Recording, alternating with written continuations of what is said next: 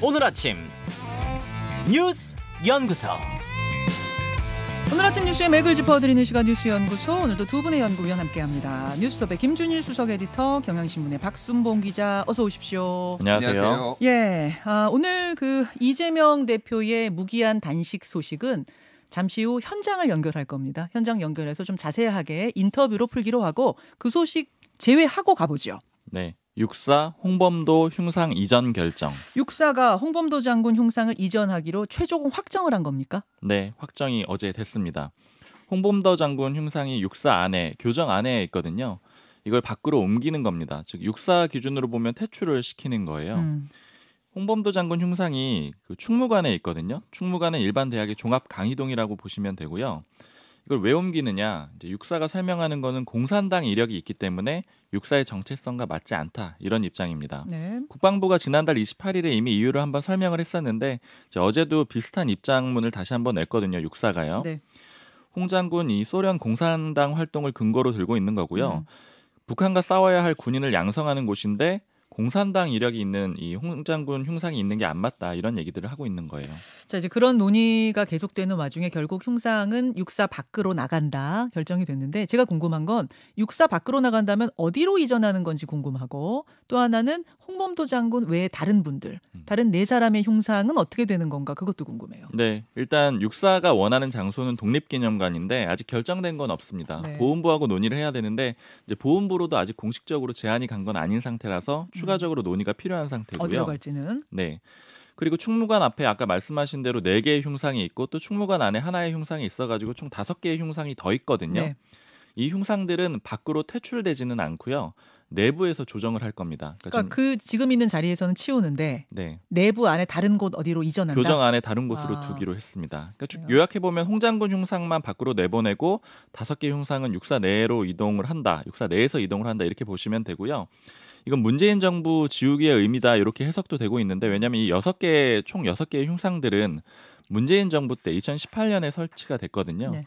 당시에 독립군하고 광복군 정신을 선양하자, 그리고 육군과 육사의 뿌리를, 역사적 뿌리를 거기로부터 이어오겠다, 이런 취지였는데 지금 육사는 요거 이제 연결하는 것 자체가 맞지 않다, 이런 입장을 내놓고 있는 거고요. 그리고 하나 더 봐야 되는 게 지금 홍범도함도 이름을 바꾸는 걸 정부가 검토를 하고 있습니다. 해군의 주력함 홍범도함, 박근혜 정권에서 정권 때 붙여진 이름이잖아요. 네, 그때 진수가 됐는데 어제 국회 예결위에서 한덕수 총리가 나와 있었는데 그 민주당 기동민 의원이 물어보거든요. 이름 바꿀 거냐, 이렇게 물어보니까 국방부에서 검토할 거라고 생각을 한다. 그런데 이제 또 비슷한 얘기를 해요. 저는 군함에다가 홍범도, 그 전 소련의 공산당원의 자격을 가진 사람을 그 이름으로 하는 건 적절하지 않다고 생각한다, 이런 견해를 붙이거든요. 네. 그러니까 이제 바꾸겠다라는 그런 취지를 밝힌 겁니다. 그러네요. 자, 이렇게 좀 정리가 돼가는 모양새. 김준일 에디터 어떻게 보세요? 예, 일단 이제 여러 가지 논란이 있었는데 이게 최초로 돌아가 보면은 5명을 다 옮기려고 이제 네. 독립기념관에 알아보다가 이게 이제 알려졌잖아요. 그러다가 논란이 되니까 홍범도 장군이 공산당 이력이 있다라고 해서 홍범도만 콕 찍어가지고 이제 옮기는 방향으로 이제 결정이 된 것 같습니다. 그래서 예를 들면은 이제 박정희도 그럼 남로당, 박정희 전 대통령도 남로당 경력이 있는데 여기에 호국비가 있거든요. 친필로 쓴 호국비가 있어요. 육사 안에. 육사 안에 박정희 전 대통령의. 예, 그건 이것도 옮겨야 되는 거 아니냐라고 하니까 박정희는 전향했으니 홍범도와 비교 곤란하다라고 이제 김대기 대통령 비서실장이 그저께 이제 국회에 나와서 그런 얘기도 했어요. 어제 눈에 띄었던 게 지금 박종선 육사 총동창회장은 예수도 회개하면 용서하는데 백선엽은 회개했고 홍범도는 회개를 안 했으니까 이거는 다른 차원이다. 뭐 이런 식으로 이제 이상한 논리들이 막 이제 나오기 시작하는 게 막 이게 한번 뭔가 무리하게 뭐를 하려다 보니까 여기에 그럼 이 기준에 맞추면 이것도 해야 되는 거 아니냐라고 하니까 이상하게 지금 다 말이 꼬이고 있다. 좀 이렇게 봐야 될 것 같아요. 그러니까 무엇보다도 짧게 말씀드리면은 이 홍범도 장군은 이 남북한 모두에게 호되를 당했습니다. 네. 북한 같은 경우에는 김일성이 홍범도는 공산주의자도 아니다라고 예전에 얘기를 했어요. 일단 홍범도 장군이 돌아가신 건 해방도 못 보고 돌아가신 거 아니에요? 43년에. 예. 북한공산당 만들어지기도 전에 이분은 독립도 못 보고 돌아가셨는데 훗날 이분을 평가함에 있어서 북한도 우리 편 아니다, 이런 거예요. 그러니까 김일성 같은 경우에는 본연이 소련 유학파인데 독립운동의 어떤 그 공적이나 이걸로 보면은 홍범도랑은 비교가 안 되는 거죠. 그러니까 어떤 본인의 정통성 이런 것들 때문에 사회주의자도 아니야라고 홍범도를 깎아내렸고 김일성은 자신을 올리기 위해 자신을 올리기 위해 그리고 우리나라도 빨갱이니까 안 되고 그래서 한동안 그렇게 가다가 이제 우리나라가 북한하고 더 이상 체제 경쟁을 할 이유가 없을 정도로 강대해지니까 홍범도 장군 유해를 모셔오려고 카자흐스탄에 접촉을 하니까 북한도 부랴부랴 우리도 모셔오겠다라고 해서 둘이 경쟁이 붙었거든요. 외교전을 우리가 잘 해가지고 왜냐하면은 홍범도 장군 원래 고향이 평양입니다. 그러니까 북한이 더 논리가 있는 거예요. 고향으로 모시겠다. 그런데 우리나라가 외교전을 잘 해가지고 이를테면 체제 경쟁에서도 이기고 정통성 경쟁도 이제 우리가 우위를 확보했다라는 게 이게 2021년에 유해를 모셔오면서 그런 논리였거든요. 이 논리가 지금 그럼 다 깨졌다. 지금 북한 수준이 됐다. 쉽게 얘기를 하면은 그러니까 인정 안 하는 수준이. 그래서 이게 이제 맞는 방향이냐라는 건데 이게 그래서 여론이 너무 안 좋아요 지금. 여론이 안 좋은데 여론조사를 좀 여론조사가 나왔어요? 네, 전국 지표조사라고 격주로 나오는 거가 있는데요. 엠브레인 퍼블릭, 케이스텐 리서치, 코리아 리서치, 한국 리서치가 지난 28일에서 30일 이제 조사를 한 겁니다. 그래서 대통령 국정 수행 지지도는 긍정이 33% 나왔고요. 부정이 59% 나왔는데요. 이게 2주 전에 비해서 긍정이 5%포인트 하락하고 부정이 5%포인트 오른 겁니다. 5%포인트가 움직인 게 이 윤 대통령 들어서 이게 흔한 일이 아니죠. 그렇죠. 5%까지 움직인 건. 그러니까 뭐 2주라는 거를 감안을 하더라도 5%는 상당히 포인트는 크게 움직인 거고 이게 그럼 2주 사이에 뭐가 있었냐. 크게 보면 이제 두 가지가 있었던 거. 하나는 후쿠시마 오염수 방류 8월 24일에 있었던 거. 그리고 지금 이념 전쟁과 연관된 홍범도 장군 흉상 이전 논란. 이게 그러니까 중도층에서 확실히 많이 빠졌다라는 거고 대구 경북을 빼놓고는 모든 지역에서 다 지금 부정평가 높고 부울경, 부산, 울산, 경남 같은 경우에도 긍정 38, 부정 55. 그래서 상당히 그러니까 뭐 지지층에서도 조금 이걸 많이 부정적으로 보고 있다라는 거고 이유에 대해서 물어봤는데 부정평가 이유. 독단적이고 일방적임. 이게 지난 조사에서는 2위였거든요. 이게 이제 1위로 21%로 올랐어요. 그러니까 이게 전체적으로 보면은 이런 식의 이제 후쿠시마 오염수라든지 이런 이념 전쟁에 대해서 상당히 부정적으로 보고 있다. 그래서 조금 이게 이제 계속 이어질 경우에는 여당이 안 좋다. 뭐 이렇게 봐야 될 것 같습니다. NBS 얘기를 하신 김에 다른 조사 몇 개만 더 보죠. 정당 지지도는 어떻게 나왔습니까? 그 같은 조사에서. 정당 지지도는 국민의힘 32%, 더불어민주당 28%, 정의당 5%인데 국민의힘은 2%포인트 하락했고 민주당은 5%포인트 올랐습니다. 그러니까 전체적으로 보면은 이제 야당이 좀 더 힘을 받고 있다라는 걸로 보면 될 것 같고. 그렇지만 절대적인 수치는 역시 32대 28. MBS 조사가 원래 조금 보수가 좀 잘 나오는 조사로 알려져 있어요. 그거를 감안하더라도 근데 이게 눈에 띄게 이제 다음 총선에서 정부 견제와 정부 지원 요 두 가지 이제 물어보는 조사가 많잖아요. 이번에 물어봤는데 정부 지원해야 된다가 42%, 정부 경제해야 된다가 그러니까 정부 견제해야 되니까 야당에 힘 실어줘야 된다가 48%로 역전했는데 2주 전에는 정부 지원이 47. 정부 견제가 42로 정부 지원이 더 높았어요. 2주 전에. 그런데 이게 이제 2주 사이에 이제 역전이 된 거죠. 그러니까. 자, 이게 홍범도 장군 이슈도 역시 한몫을 했다. 이렇게 지금 분석들을 하고 있는 상황. 홍범도 장군 흉상 이슈 먼저 좀 정리해 봤고요. 박순봉 기자. 추석 연휴 6일이 됐어요. 네. 10월 2일 임시공휴일을 지정해서 6일 연휴가 탄생을 했는데요. 확정인 거죠? 네, 어제 지정을 했습니다. 추석이 9월 28일부터 10월 1일까지 나흘, 그러니까 4일간이었고 그다음에 개천절이 10월 3일에 있었거든요. 그러니까 10월 2일이 평일이 샌드위치로 끼어 있었는데 요걸 임시 공휴일로 지정을 합니다. 총 6일 쉬게 됐고요. 이제 목적은 경기 부양이 최종적인 목적이에요. 국내 관광을 활성화하겠다라는 겁니다. 그래서 연휴 기간 때는 고속도로 통행료 면제해 줄 거고요. 또 60만 장의 숙박 할인 쿠폰 배포할 거거든요. 그러니까 이제 연휴 기간 내에 국내에서 소비 많이 해달라, 내수 진작하겠다 이런 취지입니다. 해외여행보다 국내 여행하셔라 이런 뜻이죠? 그렇죠. 그리고 외국인들 대상으로도 국내 관광 좀 활성화하겠다라고 하고 있어요. 네. 10월 2일 임시 공휴일 지정. 많은 분들이 좋아하실 것 같고 또 문 못 닫는 분들은 일하셔야 저 같은 사람들 일해야 되는 사람들 아깝네 또 이런 생각도 들고. 저도 거의 나옵니다. 그럼 저도 일해야 되는 건가요 지금? 다 나오셔야 됩니다. 그러니까 뭐 윤석열 대통령이 요즘 한 거 중에 유일하게 잘했다고 좀 평가를 해야 될 것 같아요. 거의 잘한 게 거의 없는데 뭐 이건 잘했다라고 평가를 해야 될 것 같은데. 그러니까 왜 이거를 10월 2일을 했느냐? 아까 뭐 박순봉 기자도 얘기했지만은 경제.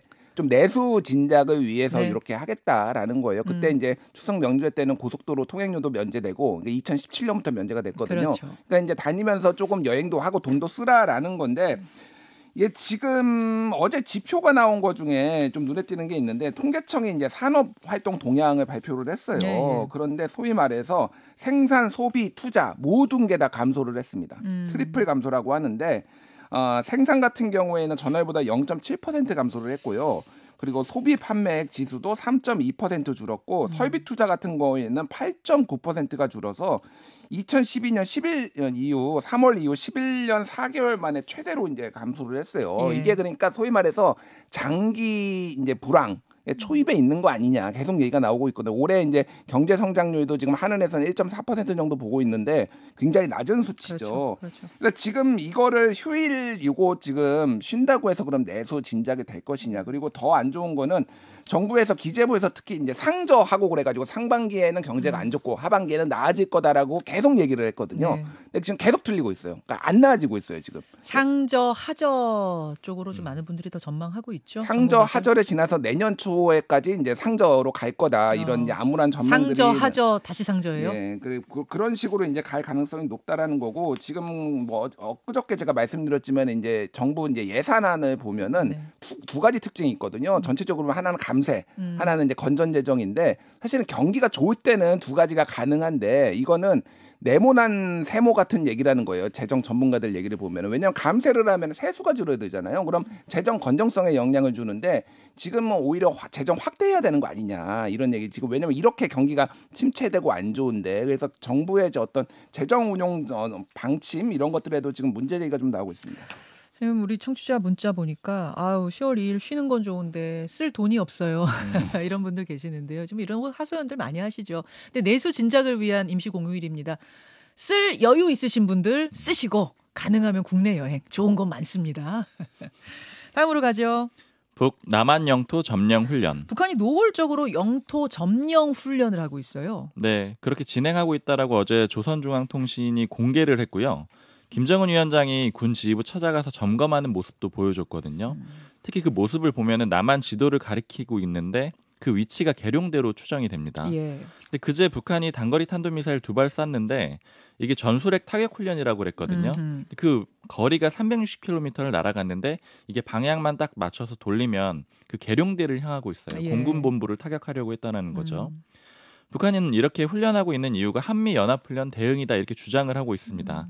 지난 21일부터 어제까지 한미연합훈련이 진행이 됐는데 이 훈련이 북한이 보기에는 전면전을 가상하고 한 도발적 훈련이다. 그래서 이걸 침공 격퇴하고 반격해가지고 남한의 전 영토를 점령하겠다. 군사 지휘 거점, 작전 비행장 이런 것들이 대상이다 이렇게 밝혔습니다. 네, 네. 김준 수석 에디터. 네. 지금 북한의 동향 어떻게 보세요? 그러니까 예전하고 달라졌어요. 예전에 이를테면은 한미훈련, 연합훈련 하면은 항상 도발해 왔거든요. 네. 미사일 발사, 뭐 늘 신무기 그랬죠. 공개. 근데 네. 이번에는 그러니까 마구잡이식 도발이 아니라 정확하게 실전 능력을 보여줬다 이런 거예요. 예를 들면은 뭐 유사시 미 증원군 전개 저지 계획 뭐 이런 것도 공개를 하고 북한군의 진격 예정로 뭐 그러니까 진격 예정로까지 했다라는 거는 사실은 군사 기밀이기도 하지만은 우리가 이 정도 준비돼 있다 이렇게 타격하겠다라는 거거든요. 그러니까 소위 말해서 한반도를 둘러싼 긴장이 계속 고조되고 있다. 여기까지 이제 봐야 될 것 같아요. 자, 잠시 후에 민주당 이재명 대표 단식 농성 단식 현장 무기한 단식 현장을 연결할 텐데 연결하기 전에 두 분이 어제 그 민주당과 국민의힘 분위기, 정치권 분위기 좀 취재하셨잖아요. 짧게 30초만 분위기 알려주실 수 있어요, 박 기자?